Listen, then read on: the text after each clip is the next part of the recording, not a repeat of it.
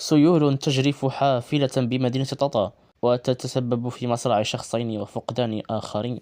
قبل المرور إلى التفاصيل، لا تنسى عزيزي المشاهد أن تضغط على إعجاب والاشتراك في القناة لتتوصل بكل الأخبار أولا بأول مع التفاصيل. في آخر تطورات الأمطار العاصفية الرعدية التي تهطلت على إقليم طاطا طيلة يوم الجمعة وصباح يومه السبت، لقي شخصان مصرعهما حتى الآن إثر جرف السيول لحافلة ركاب كانت محاصرة فوق قنطرة بمدخل مدينة طاطا، بينما ما تزال السلطات المحلية تواصل البحث عن 14 شخصا في عداد المفقودين. في اتصال هاتفي بمندوبية الصحة بطاطا أكد أنه إلى حدود الساعة جرى تأكيد حالتي وفاة بينهما ممرضة شابة، فيما يوجد 14 شخصا في عداد المفقودين.